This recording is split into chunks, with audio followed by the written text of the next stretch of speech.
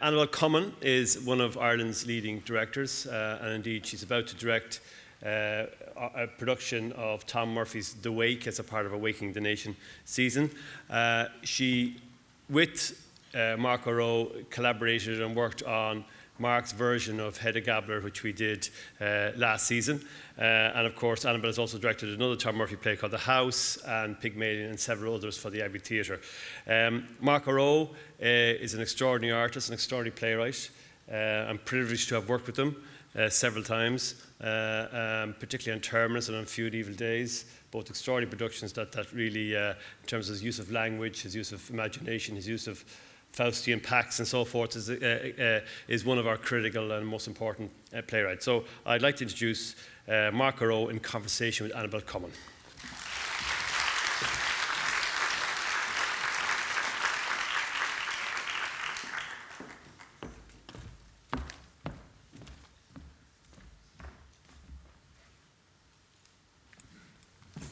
Hello. Thank you for being here, Mark. Thanks for having me. I know you've just come from rehearsing Juno and the Paycock at the Gate, and you're in the thick of that. But I suppose I wanted to ask you, when you work, and I suppose I mean by that, when you write, but also when you direct, do you or can you assess the environment in which you are working? You mean the environment around me that I'm living in, or the environment that I'm going to go into when I... the environment you live in? Society really around you? Are you aware of it or conscious of it? I suppose that it's never the primary goal to kind of reflect the actual things that are surrounding you day by day. Obviously, there's a huge amount of your existence that you use in the creative process, particularly in writing. But I think that stuff all kind of filters in subconsciously. I think usually, people say, write what you know. So I think usually when you're coming up with a story or in the middle of telling a story, you tend to, you open your mind and allow, that creative process is about intuitively letting the first things that come to mind and take, and allow them to flow. So I think usually the first things that come to mind are the things that you see around you or things that have happened to you. Although that's not always the case, and often like the best, if you've got an option, you might have an option of something that happened to you, something that you've seen, something that you've noted, or something that you literally made up in the moment. You pick the best one and you go with that. Yeah. And so it's interesting because looking back at your earlier work, first of all, and I'm thinking of, say, Howie the Rookie and Crestfall, and I suppose even more recently, Terminus. The landscapes of these plays are often very brutal, on the edge landscapes. Do you know, I suppose, looking back at that work, less so Terminus, but maybe Crestfall and Howie, which are earlier plays, do you see them as reflective of where you were personally at that time? Yeah, I think so, definitely. I think. And why such a brutal landscape? Right, yeah. Well, again, I mean, I think a lot of people read a lot of stuff into the fact that I'm from Tala and I grew up in, a supposedly very tough environment, and I suppose there were tough parts of it, but my experience wasn't that immersive in that kind of side of things. And I suppose people like to look at a particular narrative where they say, oh, he's from here and he writes about this, so obviously something happened here to make this the thing that he was interested in writing about. But my upbringing was pretty dull, to be honest. There was that stuff going on, but you would spend your time kind of avoiding it. Maybe that set something in motion in time, in mind about the fear of something. Not to say a lot of artists write about the things that they're deep down most afraid of. So maybe that's part of it. But also, a huge influence on an artist is the art that they're surrounded by. And I suppose in my younger days, in my teen years, and it was that interest in that more kind of baroque, violent, slightly, quite heightened in some of the plays, actually, landscapes, was born out of just the work I loved, novelists I loved and movies I loved and stuff like that. And I think the thing that roots it then in society, not in society, but in your immediate society and your immediate environment, is the fact that you have to set it somewhere. So you've got all these events in your head and these stories and these relationships.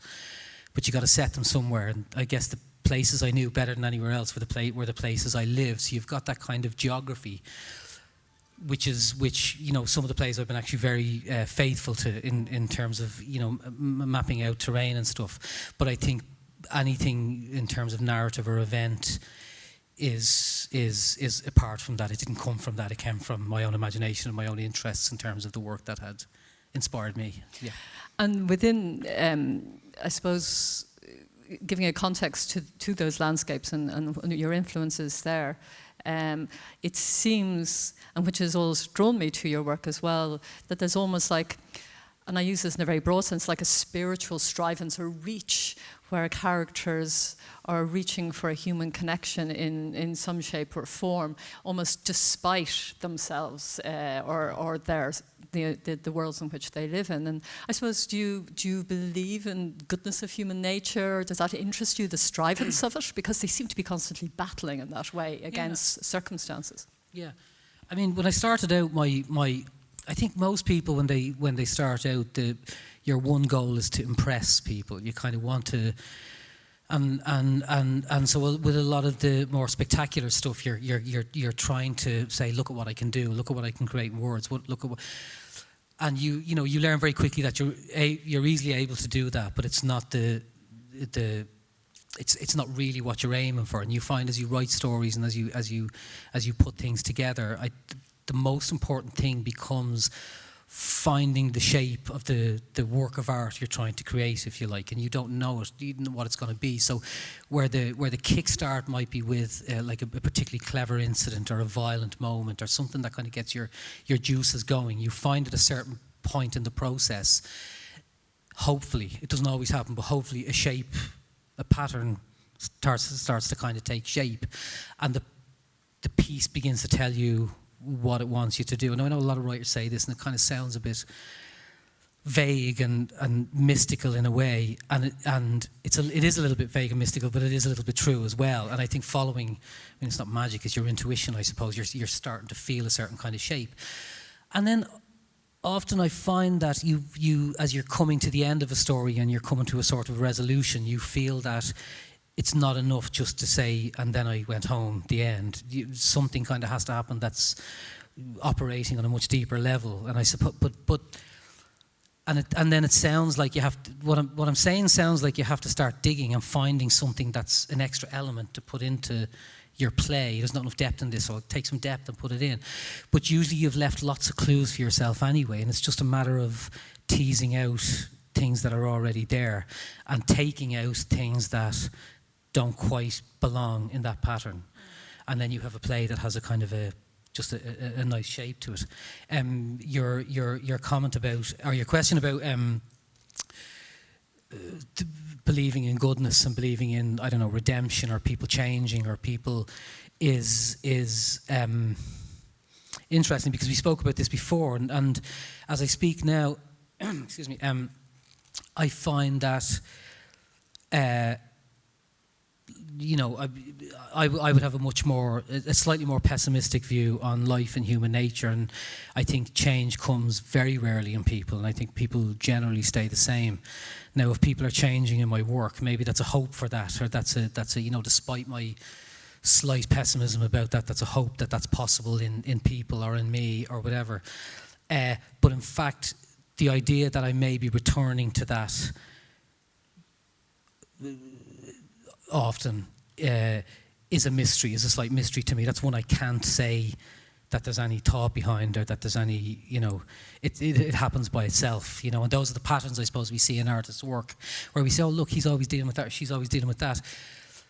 But I think at the time you don't have any plan to do that over and over. It's just something that, it's a concern that comes out by itself. Because I suppose as an idea, but I think it has various forms, the idea of fate seems to exist in some of your plays at least, and it seems that people seem to be struggling against their fate.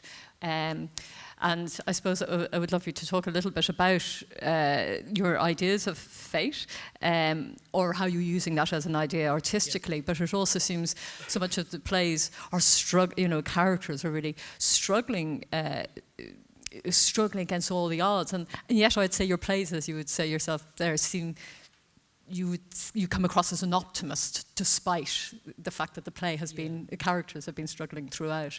But can you expound a little bit on your idea of fate artistically? Yeah, that's fate, I suppose, F-A-T-E, fate. I mean, T-H-S. yeah, no, it's not you. It's my understanding. It's not how you speak, Annabelle. So it's my hearing, actually. Fate. I can answer this with confidence because I've observed it in myself. The idea that one thing that terrifies me about life is the element of chance and bad luck, and the fact that no matter how we live our lives and no matter how healthy we are and how well we look after ourselves and morally however strong we are, spiritually however strong we are, none of us are immune to disaster. So I think most of the plays have an element of, within the carefully crafted construct of kind of A to B to C in the narrative, I was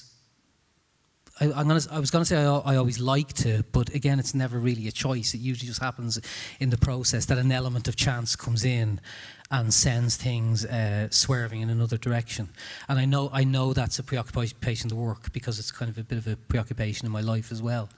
And then the idea that fate, I don't believe in fate as that certain things are destined for us. I think fate only exists in retrospect. When you look back at stuff and say that was always destined to happen, and it's easy to say that because it's happened. You know what I mean? But who knows what's going to happen tomorrow? But because it feels sometimes, like, I'm just trying to think of an example that almost despite characteristics that we hold within ourselves, that can compound the idea of fate. Do you know what I mean? Because we create our own fate, so to speak. And yet there seems to be moments where I can change.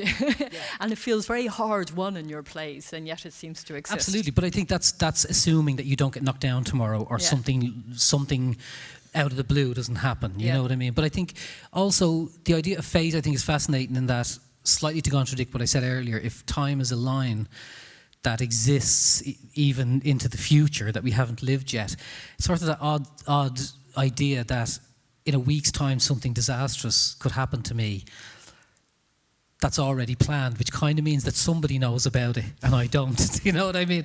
So it's that idea that, God, something could happen to me next week, and that knowledge is already there, is kind of, well, it's not terrifying, it's interesting, yeah. Can I ask you just about Our Few and Evil Days, and stylistically, it seems, first of all, it's a family play, really, isn't it? And there's dialogue in the play as opposed to monologues and direct audience address.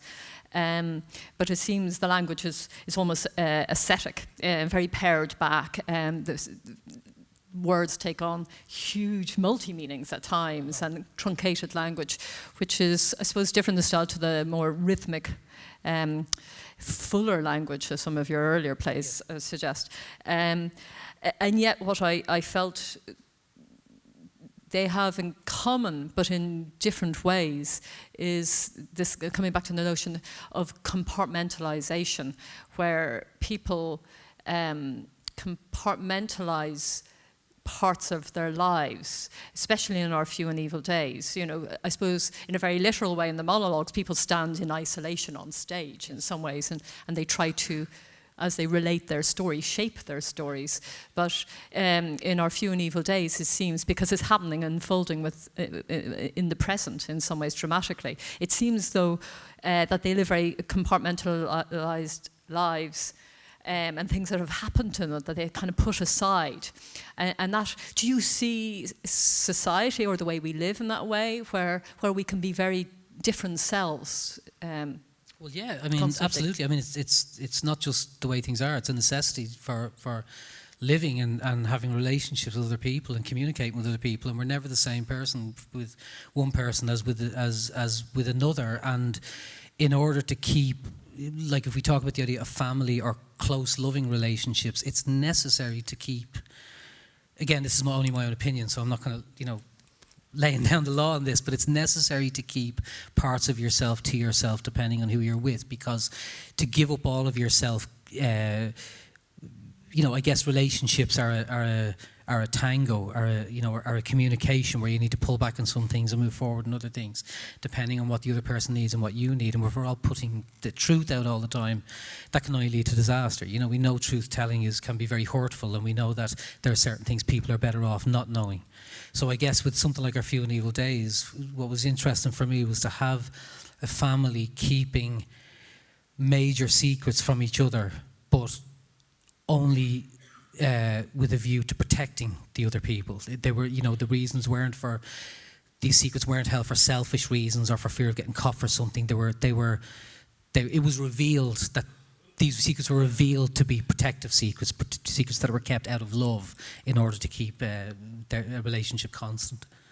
It also seems to, for me anyway, resonated because it seems to be quite a contemporary, or maybe this is my take on it anyway, just quite a contemporary reflection of society, that I think we can exist, and I think because there's so many outlets in which to exist. I think a speaker earlier was talking about on Facebook that a lot of the profiles, 60% are made up, apparently, and just that notion that we can live very different existences because there are more platforms in which to exist as well. Do you know what I mean? And it seems like sometimes those twain never actually have to meet in some ways. And I suppose I was going on to the idea of how people reconcile themselves sometimes with the different various selves that exist, which I think kind of all came to the fore then in Our Few and Evil Days. But I mean, I remember, when you're a kid, you curse with your friends. You don't curse in front of your folks. I mean, those kind of boundaries in terms of how you behave are constantly, they're not shifting, but you're constantly adapting yourself to them. If you're with people you're familiar with, you can behave as yourself. If you go into a new girlfriend's house to meet their parents, you're very well behaved, you're very aware of how you speak, you might enunciate more. So all those kind of things are necessities of kind of how we survive. The idea of the construct of the person, I mean, it's a thing that's ever evolving, and it's a thing we're ever evolving with in order to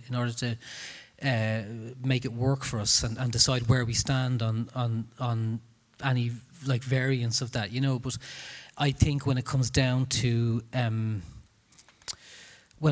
two people in a room, it's two people in a room. You know what I mean? And there's no Facebook, and I suppose that's what drama is. It has to be about immediate relationships rather. Well, it's not that it has to be. I'm sure you can write many kind of brilliant and clever and sophisticated plays about the idea of, for example, social media or those different elements of how we relate. But I guess my interest lies within a much more intimate kind of relationship. Yeah. Can I ask you just, because it's just going back to that idea in terms of your monologue plays, how characters do look to shape through. By speaking, they begin to put a shape on what has happened to them in their past. So I'm making a tenuous link here, but do you have a shape yourself to have an impulse to shape your own history as a writer, either in sense of your understanding of your society or your own body of work? Again, that's it kind of only exists in retrospect, doesn't it? You see a kind of I talk to a lot of writers, young writers, people up and coming, anyone who wants some advice. I'm always happy to kind of talk to people. And you're talking from the point of view of somebody with a lot of experience, but you're not talking from the point of view of somebody who knows what he's doing, because as you constantly move forward, each new thing is a new challenge. So if you look back at what you've left behind, you can see there's some good pieces of work there, and people kind of feel that equals. You know where you're going. You know what your thing is. And for somebody who's like 20 years old and wanting to become a writer or whatever, that can kind of look amazing. Do you know what I mean? But each step of that journey that you've already had was a leap into the dark, with your eyes closed and your fingers crossed, and the hope that something would come out of it. Also, your legacy, the narrative of your work. I have a bunch of plays in the drawer. I have a bunch of plays that I spent long periods of time that I had to abandon. You also have your failures, and there's always that instinct in us, isn't there, to put a narrative onto our lives, and even with your failures, to say I failed here so I could succeed here, and I could learn this from this. But it doesn't work that way. I failed here because I don't know why. I just failed. It didn't happen, you know. And so that idea of I'm kind of anti the idea of narrating your life and having people give a biog about you or whatever, because I don't believe that it's.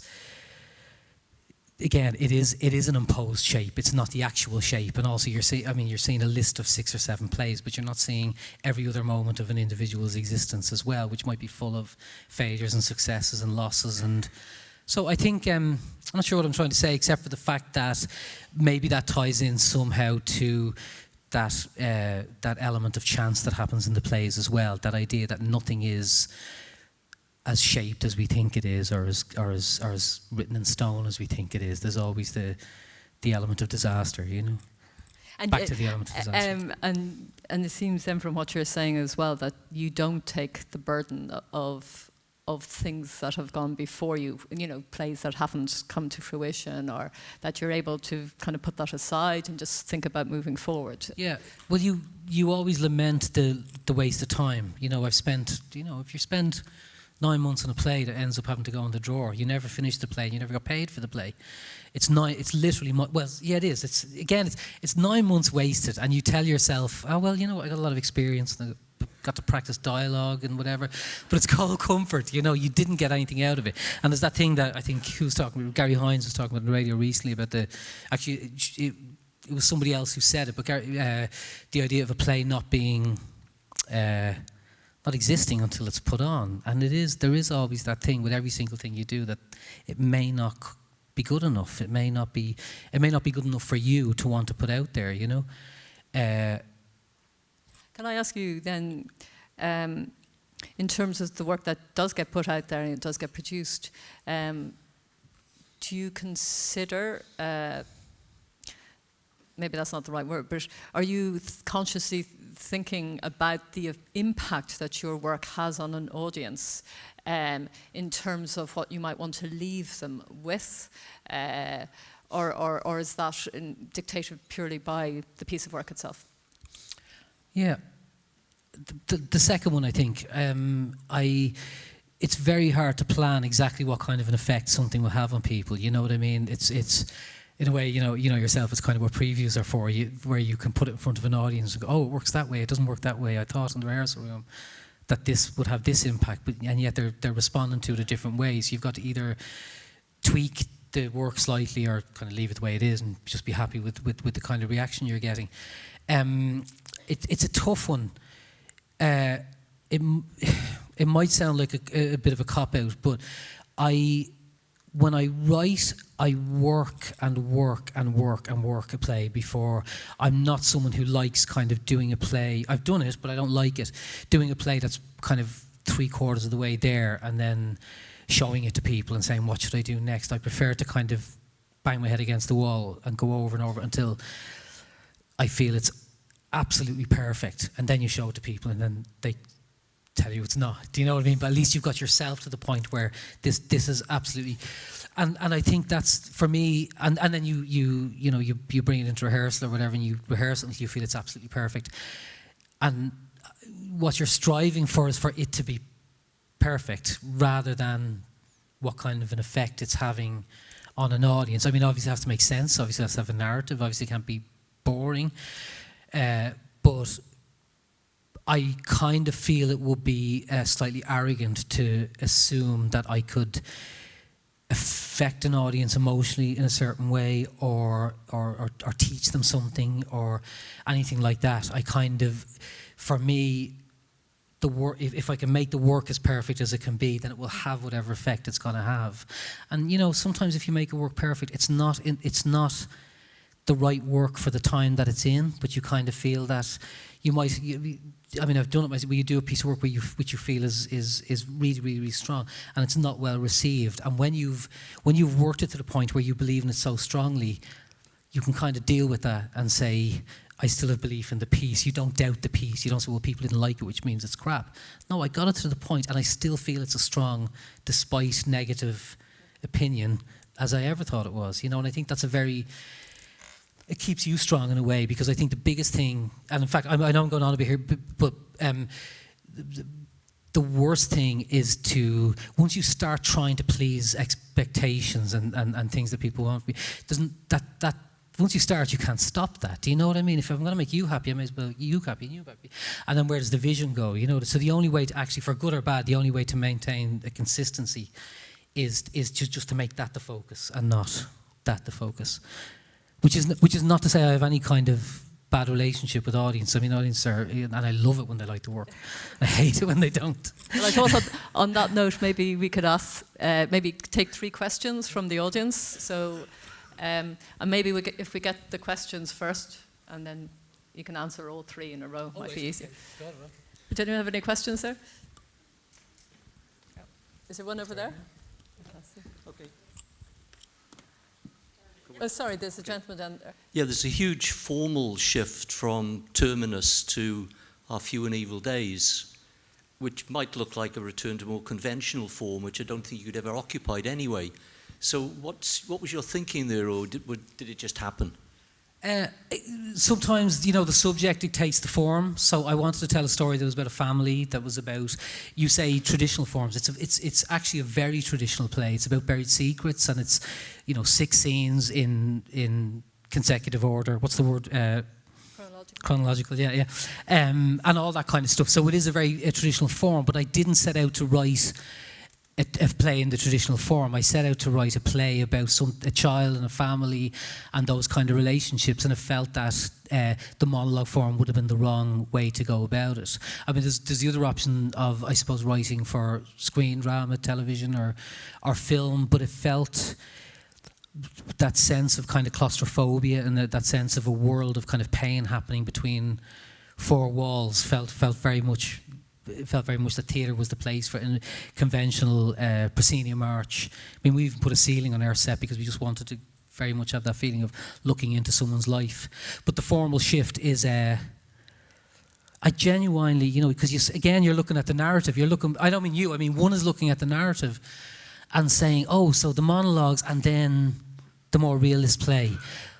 I genuinely don't know what I'm going to write next. It might be a monologue, it might be a realist play, it depends upon the subject. So, and yet you still feel that slight pressure that, oh, that's my journey now, so now I have to continue for a while with those types of plays before I go into, because that's the story that my past is telling. But of course, there's no such thing. Thank you. Anyone else? Yes. My question would be, it's more about writing technique, and then when you decide on whether it's going to be monologue or not, and then it seems probably a bit of a simplistic question in some ways, but how do you know when to flesh out certain parts of your plays and then leave other bits not as... do you know what I'm trying to ask you? You're talking about specifically the monologues, really, are you? No, it can be between 2 characters as well. Yeah. It's a good one. It's a good one, but it's a tough one. You just, again, I'm going to contradict myself and say it's nice to have people who are close to you who can read your work, because sometimes you need other people to tell you.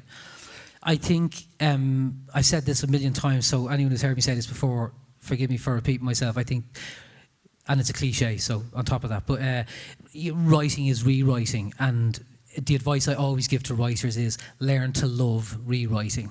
Learn to make rewriting the very raison d'etre for writing. You sit down. I've worked on stuff where I've said I'm going to get 10 drafts done in 2 weeks, because it's not about trying to squeeze stuff into shape, and it's not about, each new draft I do is this huge mountain I had to climb. No, the mountain is the 2 weeks. The mountain is the deadline you've kind of given yourself. And if you get into loving that, you write and you rewrite and you read, and each time you come back to read it, you see it more clearly, and you see what's missing more clearly and what's there more clearly, and you just keep doing it. I think most people resist rewriting. It's always the hope, this one is the one, this one is the one, but this one isn't the one. It's about 20 down the line. But if you can learn to love that and learn to jump into that and swim in that and love the idea of writing on your pages and then typing up and then printing that out and looking at that in you and doing it, like, obviously the further you get into the work, the less problems that it has, the less you have to do, and the quicker you can rewrite. But I find the first draft, most people find the first draft of something where you're being very creative, the most joyous part of it, because toughest part is plotting. That's where everyone is rendered equal. Plotting is hard for anyone. Making up stories is really, really tough. Writing of stories is quite joyous, but I find rewriting much more joyous. It's like returning to the canvas and looking and saying, that's not that, I'll take this out and I'll add this in, I'll go away and I'll come back tomorrow and I'll go, that was good, but it's presented a problem here. And that is the process. And the process of every artist, sculptors, painters, directors, you go through a scene and then you look at it and you go, that was a mistake, and that was a mistake, and that was, do you know what I mean? And so you go back over it again. And it's the act of doing it over and over that creates the piece. So the answer to the question, I suppose, is in doing that, the exercise of doing that, it becomes very clear what's right and what's wrong. But you've got to resist the impulse to have it be right on this draft, because it's never right in this draft. I tell you something else, it's never right ever. Is one more question there or not? Yes, up there.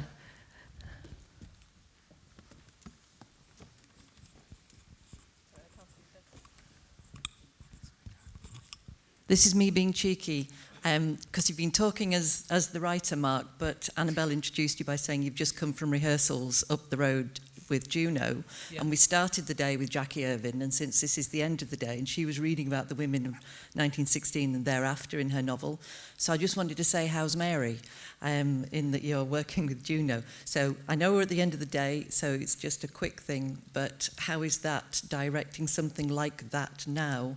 And you probably can't tell us about the production till it's on, but seriously, how's Mary? Mary. Are you doing Junior on the Paycock? Yeah, no. Mary's here, I think, is she? She's up the back there. That's the Quiva O'Malley who's playing Mary. No, how's Mary? I don't know. You're great, Quiva, but how's Mary? She's good. What I love about the play, I mean, you'll get me started now, but Casey, the older I get, the thing that gives me the most joy in theatre is contradictions.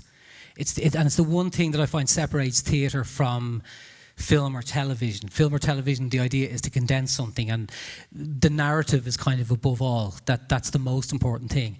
What's great about theatre is that you can have moments and themes and sections of stories that are telling you two things at once, and where you have to be very, very actively decide what part of it you agree with or don't, and showing that the world isn't simple, that the world is very complex, and that we're all kind of trying to make sense of it.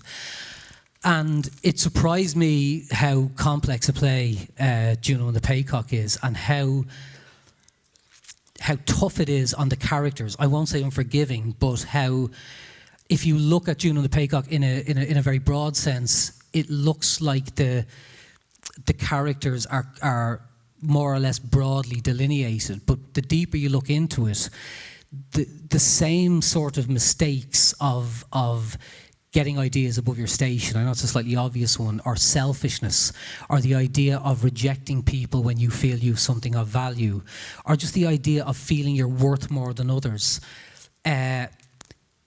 At one point or another in the play, everyone kind of goes through that and has to deal with that, you know. And literally today we were working on Mary's poem, you know, the poem at the end. We were considering the meaning of it, and I think the meaning is very close to what the play is talking about, and it's the idea that, you know, even in the most beautiful things, there's an element of corruption or an element of darkness that can, I guess, grow unless we kind of keep it in check. And with some of us have allowed it to grow, and some of us haven't. But that there's nobody and nothing that doesn't have it, which all feels very profound to me, and trickles back into almost every part of the play. Slightly long-winded answer. I think it's amazing play. I'm loving working on it. And Mary's fine. Yeah, she's grand. She'll be fine. The baby will have two mothers. You know. I just want to say thank you very much. We'll leave it there. Thanks, Thanks, Mark.